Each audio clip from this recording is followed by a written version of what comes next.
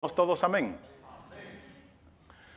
Muy bien, una vez más, tratemos de verdad de valorizar el mensaje del Señor. La misma palabra dice que ese mensaje de Dios, las palabras que salen de Dios, no regresan vacías. O el corazón las va a aceptar o las va a rechazar. Pero es la misma palabra quien va a determinar eso. Qué tremendo, ¿verdad? Hago ese énfasis para que así veamos la palabra del Señor. Vaya abriendo sus Biblias, por favor, ahí en Juan capítulo 7. Continuamos en este hermoso evangelio. Para mí, en lo particular, siempre es un deleite hablar directamente de nuestro Señor Jesús. Me fascina a mí la manera como Él manejaba toda situación. Me encanta de la manera como Él respondía a cada una de las preguntas que se le hacía. Y habían unas que nos deja, ¿verdad?, impresionados con la sabiduría como Él contesta. Me encanta que el Señor, cuando tuvo que ser firme, fue firme. Fue derecho. Cuando tuvo que ser duro, lo fue. Pero al mismo tiempo también cuando tuvo que ser compasivo y misericordioso, lo fue con aquellos que estaban necesitados. Mostró esa manera de cómo manejar todo tipo de situación.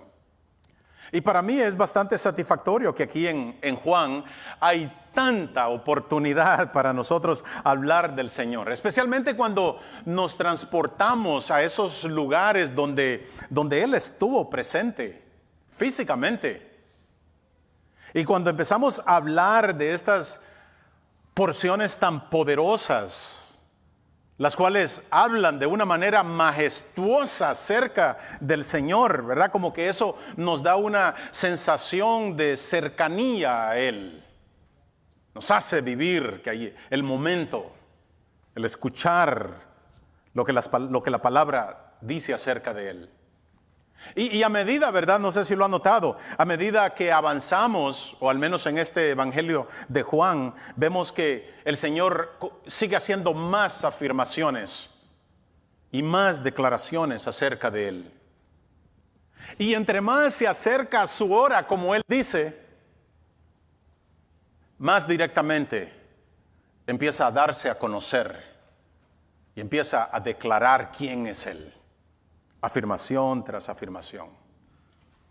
Y lo que yo quiero es que vaya conmigo a estos versículos, a Juan 7, de ahí del 14 al 17, solo para comenzar a ver unas razones para que nosotros creamos a esas afirmaciones. En otras palabras, estas razones nos ayudan a creer más en lo que el Señor dijo acerca de Él. ¿Lo tiene? Dice, pero ya a mitad de la fiesta Jesús subió al templo y se puso a enseñar. Entonces los judíos se maravillaban diciendo, ¿cómo puede éste saber letras sin haber estudiado? Jesús entonces le respondió y dijo, mi enseñanza no es mía o mi doctrina no es mía, sino del que me envió. Si alguien quiere hacer su voluntad, sabrá si mi enseñanza es de Dios o si hablo de sí mismo. Mire qué principio. Si alguien quiere hacer su voluntad, entenderá que estas palabras son divinas. Todo comienza ahí. Es nuestra actitud de la manera como recibimos estas cosas. Obviamente algo que vemos con estas personas es de que fallaron cuando ellas hicieron un juicio o de la manera como juzgaron al Señor Jesús. ¿Por qué? Porque lo juzgaron de acuerdo a su aspecto exterior. Si tiene su Biblia todavía abierta, iba muy contrario a lo que Él les dijo ahí en el versículo 24. Él les advirtió de no juzgar por la apariencia, sino juzgar por el juicio justo o por el justo juicio. Todos lo hacemos. Pero ellos cayeron en esa trampa. Pero algo que logramos entender, sabemos de que no hay manera o no había manera de ver la deidad del Señor, porque se escondía en su humanidad. Porque en su apariencia física él era como cualquier otro hombre galileo. Ninguna diferencia. Lo vimos, ¿verdad? Incluso cuando fue aquel montón de gente muy valiente, según ellos, a arrestarlo. Cuando llegaron, la palabra del Señor nos da el detalle que ni siquiera sabían quién era él. El diablo tuvo que, ¿verdad?, identificarlo con un beso. Judas. Quiere decir que ni siquiera se distinguía en su manera de vestirse, no sobresalía más que los demás. Podemos ver entonces su manera sencilla de ser, muy humilde. Mucho, ¿verdad?, de imitar acerca del Señor.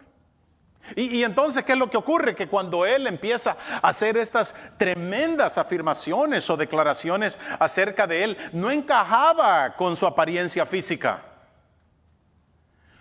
O no encajaba con las expectativas que ellos tenían de aquel libertador que estaban esperando. Para nada. Pero sin importar, mire, ninguna de sus expectativas, ningún hombre afirmó o declaró las cosas que el Señor Jesucristo hizo de sí mismo. Ninguno. Pero Él las hizo. Yo quiero que recordemos algunas y trate de ponerle atención porque no voy a hablar de ellas, solo quiero mencionarlas de una manera rápida. ¿Está listo? Ya las hemos visto. Él afirmó que había bajado del cielo, que había existido eternamente, que había sido enviado al mundo por el Padre. Afirmó ser el único salvador del mundo, determinó ser el determinante. Él declaró ser, el determinante del destino de todos los hombres. Afirmó ser el único camino a Dios. Afirmó tener derecho a ser honrado y adorado como Dios mismo. Afirmó tener poder sobre la vida y resucitar a los muertos. Afirmó ser aquel de que hablaban las Escrituras. Afirmó ser el juez supremo de toda la tierra. Y afirmó que un día vendría y juzgaría a todas las naciones. Afirmó ser libre del pecado y tener toda la autoridad divina para quitar y perdonar el pecado de los hombres. Afirmó tener toda la autoridad tanto en los cielos como en la misma tierra. Afirmó ser el Señor del día de reposo. Afirmó ser más grande que el templo, mayor que Abraham, mayor que Moisés, mayor que Salomón, mayor que Jonás. En fin, afirmó también ser mayor que los mismos ángeles. Afirmó ser la luz del mundo. Afirmó ser la vida. Afirmó ser la verdad. Afirmó ser el ungido, el Cristo, el Mesías. Afirmó ser el Hijo de Dios. Y afirmó que un día se sentaría a la diestra del Padre y estaría reinando por toda la eternidad. Y todas esas afirmaciones las vemos en la palabra. Ahora imagínense alguien haciendo estas afirmaciones o estas afirmaciones saliendo de la boca de un hombre que era igual que los demás, que no había ninguna diferencia al menos en su apariencia física, pero fueron afirmaciones más allá de la comprensión, o al menos de la comprensión humana. Pero él con toda autoridad las dijo. Aquí hay algo triste. Que no importó todas estas afirmaciones, nada de eso hizo cambiar a aquellos líderes o a sus enemigos. Nada de eso. Qué triste. Triste porque todavía seguimos viendo el efecto. Las personas escuchan acerca de nuestro Señor Jesucristo y algunos, Oiga la manera como respondieron ellos. Al final, a pesar de tanto conocimiento, lo declararon como un blasfemo al mismo Señor Jesús. Esta es una persona que injuria o insulta a Dios de la manera más baja que un ser humano lo pueda hacer. En el presente nos da miedo blasfemar al Señor con nuestra boca, pero no tenemos ningún temor en blasfemarlo con nuestros hechos.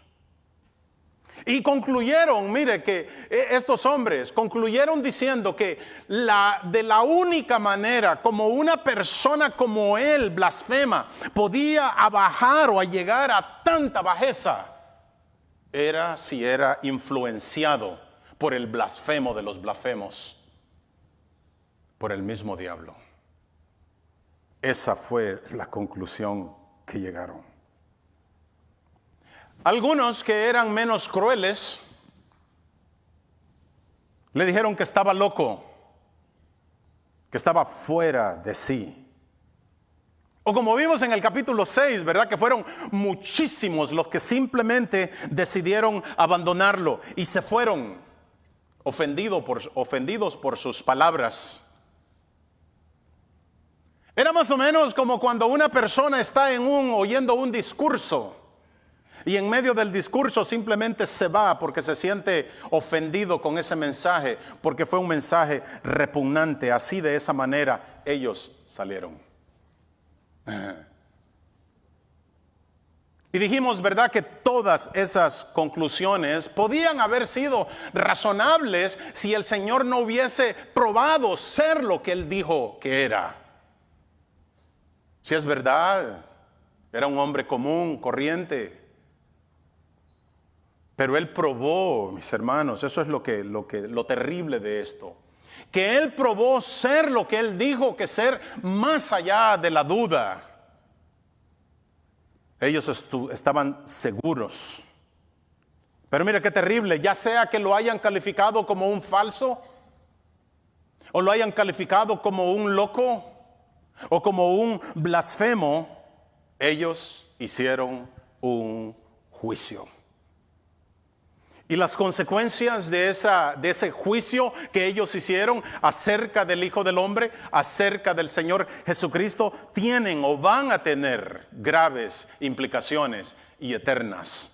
Le adelanto, mis hermanos, mis amigos, que de la misma manera como usted llegue a una conclusión acerca de este Salvador del mundo, también va a tener una conclusión o un efecto, o va a tener una consecuencia, y va a ser eterna.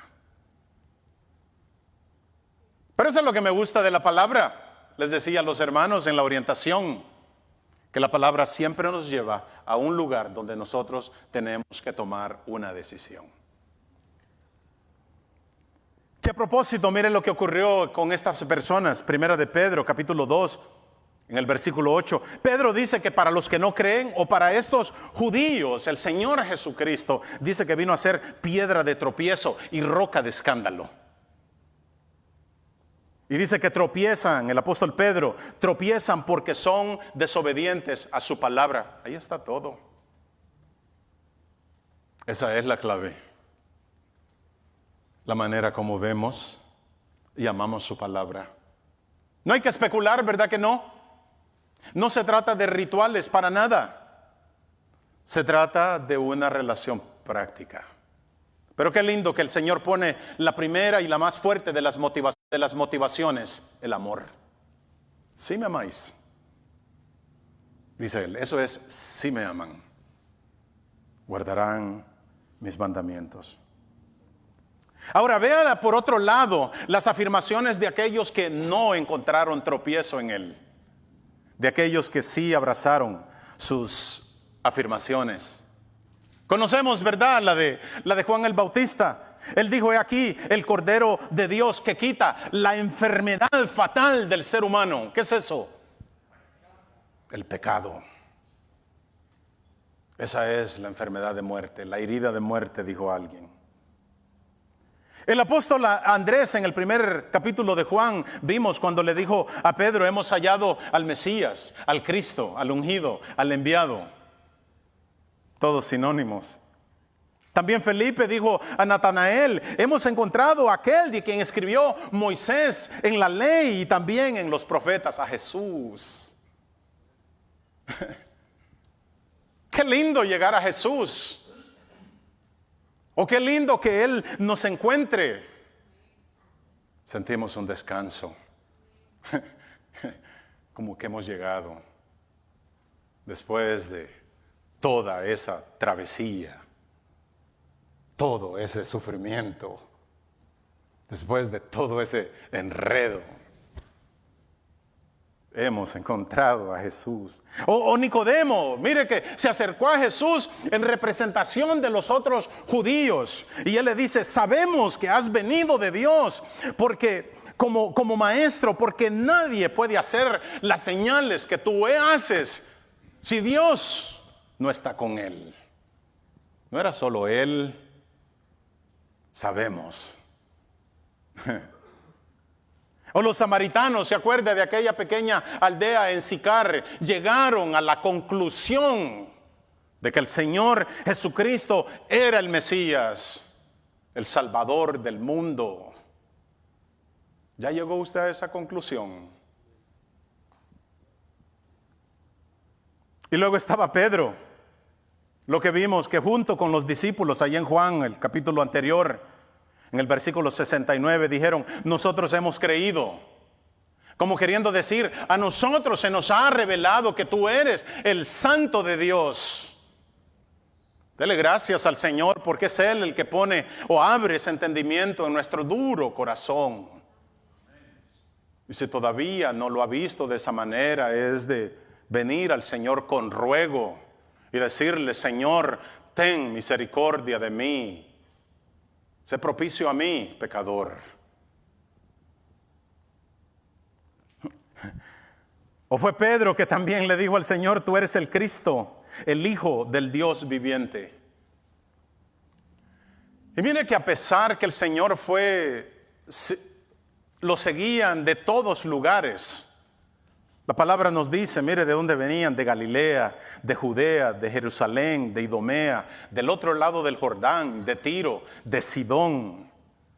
Y a pesar que eran miles y miles de personas, la palabra nos da el detalle que al final solo quedó un pequeño grupo de 120, aquellos que estaban en el aposento alto. Con razón, ¿verdad? Juan desde un principio nos tiró el detalle que él estaba en el mundo y aunque el mundo por él fue hecho, por él, dice, el mundo que no le conoció. Lo podríamos poner de esta manera, no quiso saber de él, no quiso conocerlo. Eso es la traducción. Y peor aún, dice que vino a los suyos. A los de él, pero los suyos tampoco dice que le recibieron. Así que ellos, mire, han rechazado las afirmaciones y las declaraciones del Señor. Ahora hemos llegado a este capítulo 7 y él ahora va a regresar a Judea. Pero en los últimos 6, 7 meses más o menos, según los cálculos aquí, el Señor ha estado ahí en Galilea y aunque ha estado unos 6, 7 meses, el ministerio público ha menguado bastante. Estos últimos meses el Señor los ha dedicado a capacitar a sus 12 discípulos. Qué lindo, ahora el enfoque era en ellos. Uno por uno, tratando con ellos. Era importante, necesitaban ser preparados. Si ve ahí en el versículo 10, vimos que él decide entonces ahora entrar a Jerusalén y llega en medio de la fiesta. No quería irse desde el principio, porque vimos de que él sabía que los gobernantes andaban desesperadamente buscando para matarlo, porque había odio en ellos. Y lo vemos preguntando por él. Y como ellos sabían que a este tipo de fiestas, o para todo hombre en ese tiempo, para los judíos, era una obligación ir a este tipo de fiesta. Ellos sabían que él guardaba la ley, que la llevaba al pie de la letra, y ellos sabían que ahí iba a estar. Y lo vemos, mire, preguntando, ¿dónde está aquel? Porque hasta pronunciar su nombre les molestaba. ¿Nunca ha dicho esa frase? No lo quiero ver ni pintado. O pintada, ¿verdad? Era como decirle, ¿dónde está ese fulano? ¿O dónde está ese tipo? Qué tristeza. Pero en el momento adecuado, dice la palabra, que el Señor llega al templo. Según los cálculos, dicen que todo esto ocurrió más o menos por el año 29 después de Cristo, a mediados de octubre, porque era el tiempo cuando se celebraban la fiesta de los tabernáculos. ¿Qué era lo que se conmemoraba? El tiempo que ellos anduvieron ambulantes allá por el desierto y vivieron por unos 40 años allí en cabañas. Eso era lo que estaban celebrando. Y el Señor entonces llega a Jerusalén, aun cuando Él sabe que todas estas personas han resuelto simplemente matarlo, asesinarlo. El Señor ya lo sabía, ¿se acuerdan? Ya se los había dicho a los discípulos. Vemos a Pedro, ¿se acuerdan? Tratando de detenerlo. Señor, no hagas esto. Pero era el mismo diablo, queriendo detenerlo para que nosotros alcanzásemos salvación. Ahora, durante estas fiestas, trate de usar su imaginación. Jerusalén se llenaba de muchísimas personas. Josefo, el historiador, dice de que mínimo eran unos 2 millones de personas las que llegaban a Jerusalén, mínimo. Pero fácil, dice que la cantidad era el doble. A la mitad de la semana, el Señor entonces se aparece en medio de la gente. Llegó. Y mire que la palabra dice que toma por desaprevenidos a los líderes. No esperaban que llegara en ese momento, pero ese nos da el detalle que era el momento de nuestro Señor. Mis hermanos, el tiempo del Señor es tan preciso que ni siquiera aquí está hablando de épocas o temporadas. Está hablando de horas, de días, una tremenda exactitud en la manera como Él hacía las cosas. ¿Se recuerdan que lo vimos? Allá en el pozo, allá con la mujer samaritana, Él llegó en el momento adecuado.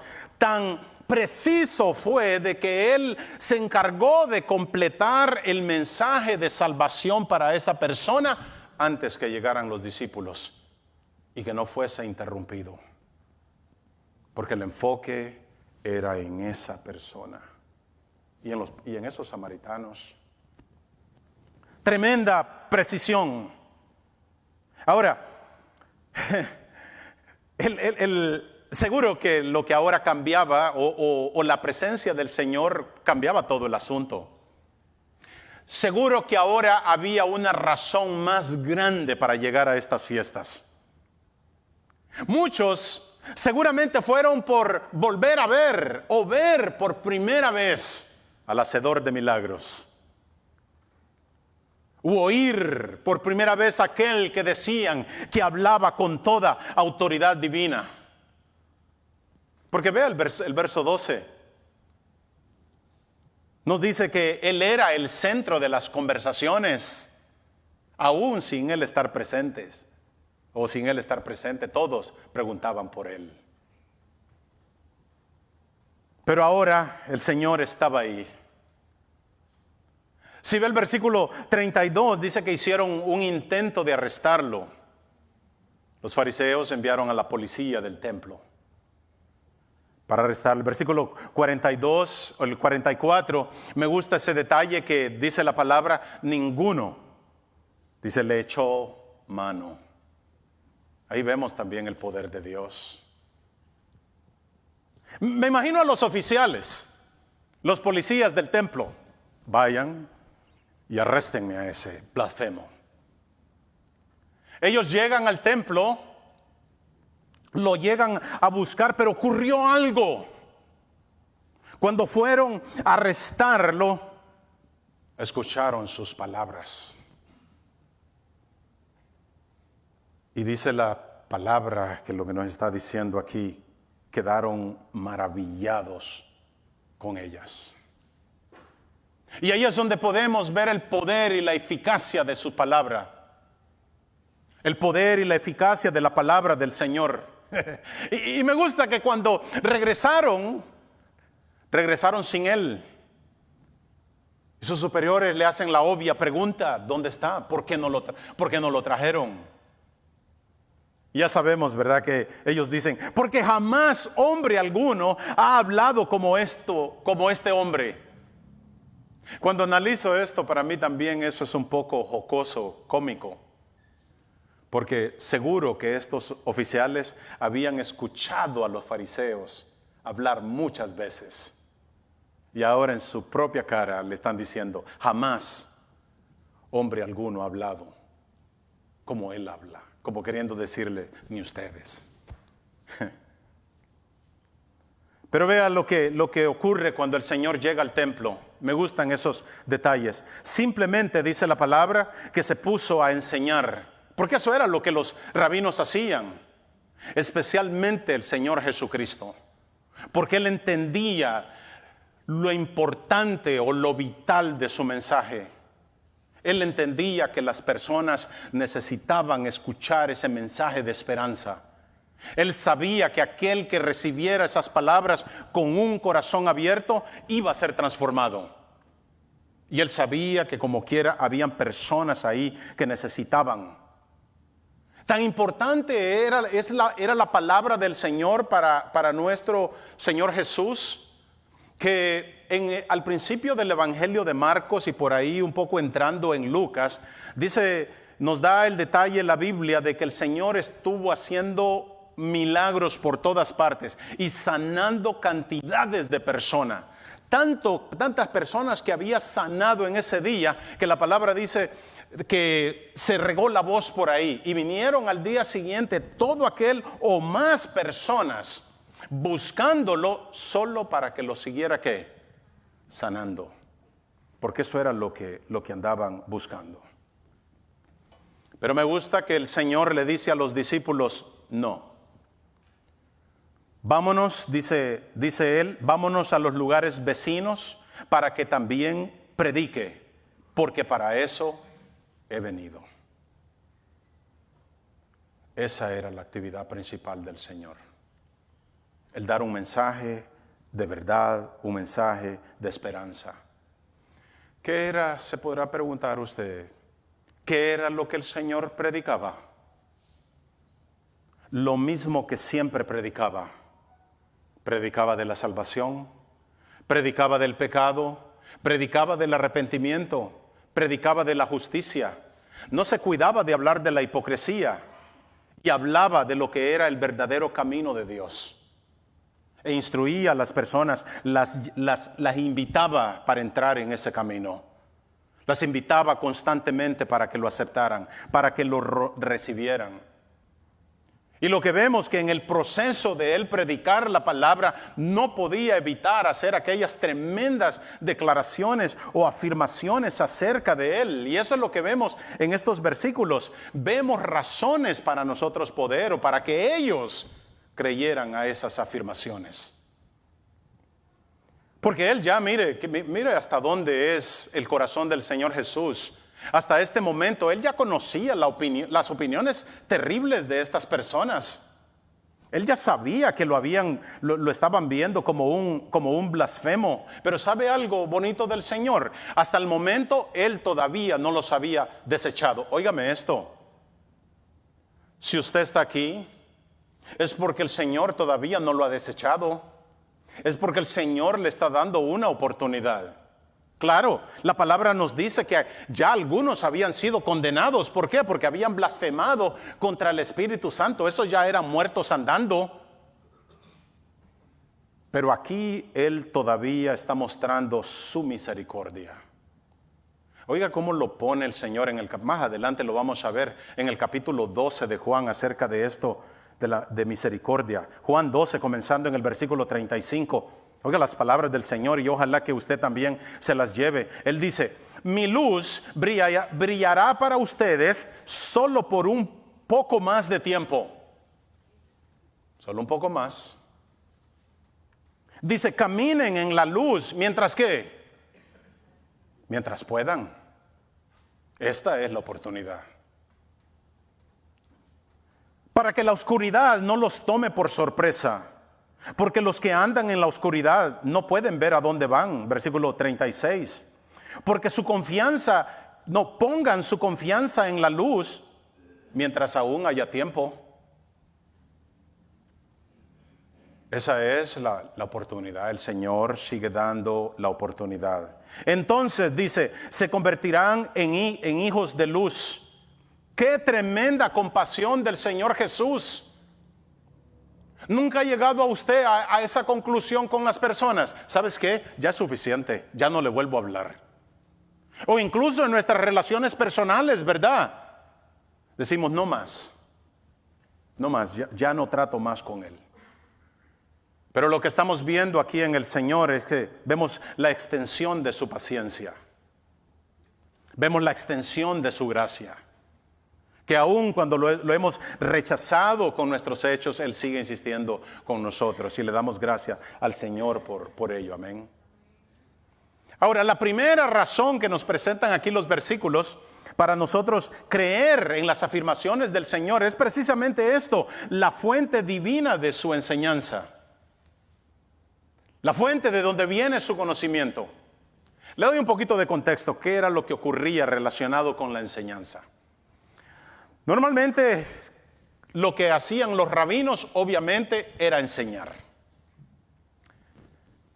Iban muchas veces a las plazas o ahí también en el mismo templo, en el patio, aquel gran patio del templo. Ellos reunían un pequeño grupo de estudiantes, de seguidores, y lo rodeaban y él empezaba a enseñar. Muchas personas se acercaban también para escuchar lo que ellos estaban enseñando. Pero esto ocurría todo el tiempo en Israel. Era muy común ver a rabinos enseñando a sus pequeños grupos. Ahora, una de las prácticas o lo que ellos hacían cuando enseñaban era de que citaban a otros rabinos, especialmente aquellos que eran más distinguidos. Cuando ellos hacían eso, traía validez a su mensaje, para que las personas no pensaran que ellos simplemente estaban inventando. En otras palabras, daba autoridad a lo que ellos decían. Y así también, cuando hacían esto, mantenían la tradición de ellos. Que si recuerda, la tradición en muchas ocasiones vino a ocupar o fue más fuerte que la misma palabra de Dios. Las tradiciones, sus rituales, los dogmas, lo que se practica ya. Pero cuando Jesús enseñaba, Él no citaba a nadie. Al contrario, cuando el Señor Jesús predicaba o enseñaba, hablaba en contra de los rabinos y de sus enseñanzas erróneas. Por eso es que vemos constantemente al Señor decir esto: oíste que fue dicho, mas yo os digo. Y hablaba con autoridad. Y claro, la gente notó esto desde un principio. Y eso es lo que vemos, miren, el versículo 15 que leímos ahí en el capítulo 7 de Juan. Se maravillaban diciendo: ¿cómo sabe este letras sin haber estudiado? Es decir, que ellos reconocían que la sabiduría que el Señor hablaba venía más allá de cualquier persona. Reconocieron que la forma de él hablar venía llena de profundidad y venía llena de esa autoridad que no podían ver en ninguna de las personas. Le digo esto, estoy seguro que fue lo que detuvo a los oficiales de arrestarlo. Cuando oyeron aquellas palabras, quedaron congelados por el poder que salía de su boca. Se sintieron impactados. Y lo vemos con razón. Dijeron: jamás hombre alguno ha hablado como este hombre. Eran palabras divinas. Y no se atrevieron a tocarlo. Vemos también, ¿verdad?, el poder de Dios en ello. Con razón, ¿se acuerdan aquella ocasión? El Señor, hablando de María, la hermana de Marta, Él dijo que ella había escogido la mejor parte. ¿Cuál era? ¿Cuál era esa? La de sentarse a los pies del Señor y escucharlo hablar. Escuchar su palabra. Tenía razón el Señor cuando también dijo: Bienaventurado el que tiene hambre y sed de justicia. ¿Qué ocurría con el Señor? El nivel de conocimiento que Él tenía sobrepasó a todo lo que habían ellos escuchado. Dejó a las personas estupefactas. En Él había lucidez, había sabiduría, había claridad, había profundidad en su mensaje. Y más que todo, en Él había veracidad. Él hablaba con la verdad. Y cuando no citaba a otros rabinos, lo que estaba diciendo era de que su conocimiento no venía de ninguna fuente humana. Fue lo que le trató de decir a Nicodemo. Las palabras que yo te estoy hablando son espíritu y son vida. Ojalá que nosotros veamos eso de esa manera. Y mira que es interesante que como ellos entonces no pueden atacar las enseñanzas del Señor, ¿qué fue lo que hicieron? Empezaron a atacar entonces su educación. Y dijeron que académicamente el hombre no estaba preparado. Como ellos. Eso era la comparación. En su desesperación, mire, los ataques, decía mi abuela, manotadas de ahogado. En su desesperación le empiezan a atacar incluso hasta su lugar de origen. Y le dijeron, ¿desde cuándo ha salido un profeta de Galilea? Otro dijo, qué bueno, puede salir de Nazaret. Y lo atacaban así porque cada vez que ellos tenían un debate teológico con el Señor, siempre terminaban humillados. Tenían que atacar acudir a otras cosas. Era muy similar cuando ellos mismos, en unos días después o unos meses después, confrontaron a Esteban. ¿Se acuerdan? La palabra en Hechos nos da el detalle de que aquellas personas no pudieron resistir contra la sabiduría y el espíritu con que Esteban hablaba. Era lo mismo con el Señor Jesús. Así que para atacarlo, muy común todavía en nuestros días, para atacarlo acudieron a la burla, acudieron a los insultos. El mismo Mateo en el capítulo 3, hablando el apóstol, él dice de que en el capítulo 13, aun cuando las personas se maravillaban de lo que estaba diciendo y aun cuando se maravillaban de sus milagros, literalmente dijeron, eso no significa nada, ese es simplemente el hijo del carpintero, es un don nadie. Y con eso le quitaban al efecto de su mensaje. Y así las demás personas recibían también. ¿No ha escuchado usted ese dicho? Que dicen, si no puedes golpear la verdad, golpea al que la dice. Y eso era lo que estaban haciendo con él. Estaban tratando de desacreditarlo en una manera pública, para callar su boca. Lo quisieron hacer también con Lázaro. Era una prueba andando y andaba hablando demasiado Lázaro. ¿Qué hicieron? También vamos a matarlo, para callar la verdad. Ahora, cuando ellos dicen, ¿cómo sabe tantas cosas si no es un estudiado? Fácilmente el Señor les pudo haber dicho, porque la sabiduría es mía. Tienen razón, yo no ando citando ningún rabí porque a ninguno necesito. Pero él no cayó en esa trampa. Él se cuidó. Porque siempre andaban queriendo provocarlo.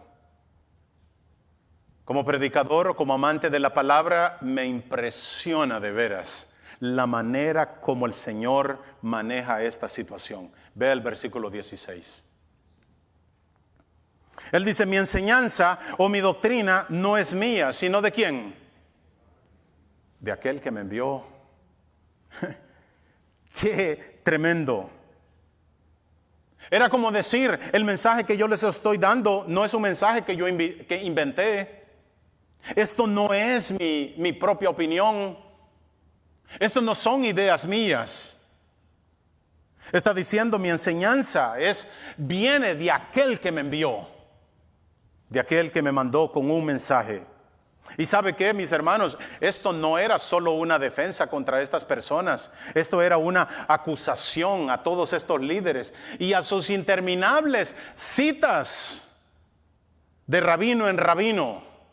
Y todo el tiempo andaban citándose uno con otro. ¿Y qué ocurría? Que como se mantenían en ese círculo citándose, no dejaban penetrar la verdad. La verdad no penetraba en ellos y tampoco penetraba en lo que los escuchaban. Le digo algo. Eso es lo mismo que todavía está ocurriendo en las sectas de error que todavía vivimos. Las personas siguen escuchando lo mismo y nunca salen de su error. Se cumple lo que el Señor dijo, o se los dijo a ellos. Ellos eran ciegos guiando a otros ciegos. Y en el presente muchos no es que van a caer al hoyo, sino que ya están en el hoyo. Y eso es bien difícil. Y como dijera Jesús, si no oyen la luz, nunca van a ver que están en tinieblas. Cierto comentarista dice de que todo predicador también tiene que decir esto, lo mismo que dijo el Señor Jesús. Mi enseñanza no viene de mí, no es mi imaginación, yo no estoy especulando, no es mi idea, no es lo que yo creo, sino que mi mensaje viene de la misma palabra de Dios.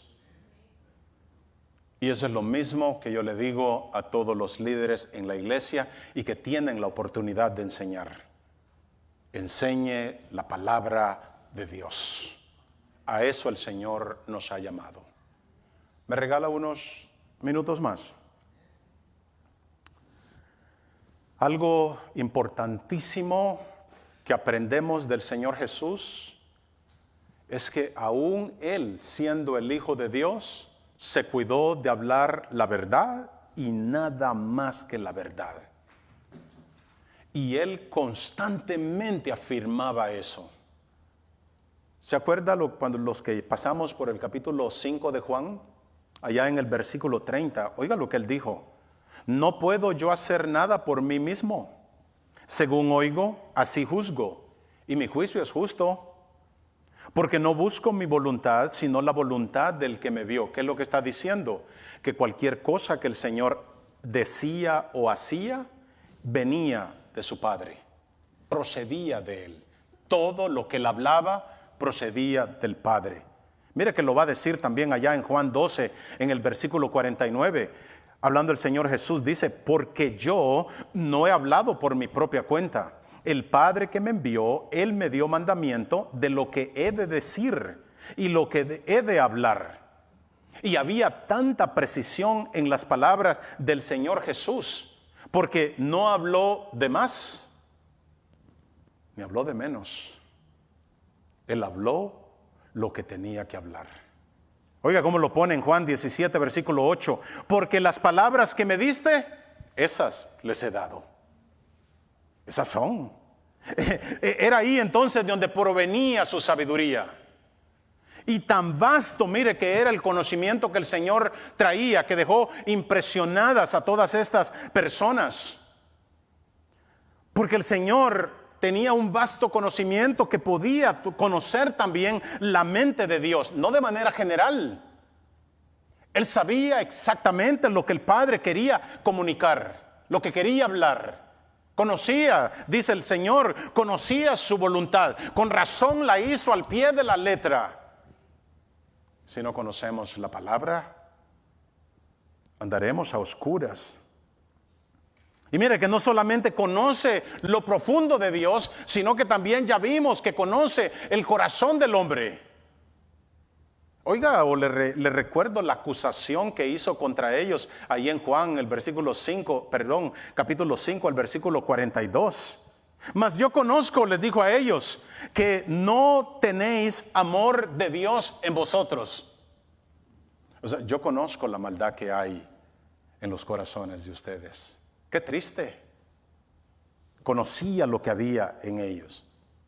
Así que la primera razón por la que nosotros podemos creer las afirmaciones del Señor Jesús es precisamente esta: la fuente de su enseñanza, la fuente de su sabiduría o la fuente de su conocimiento sobrenatural.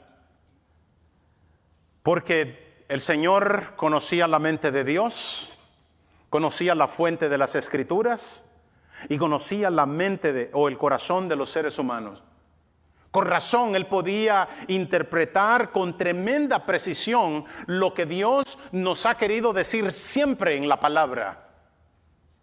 Y cuando nosotros creemos eso, mis hermanos, créame que también vamos a creer que todo lo que la Escritura ha dicho del Señor Jesucristo es verdadero. Pero ahí es donde comienza la manera como nosotros veamos el mensaje divino del Señor. ¿Un amén? Amén. Amén. ¿Qué le parece si inclina su rostro? Vamos a orar. Amén.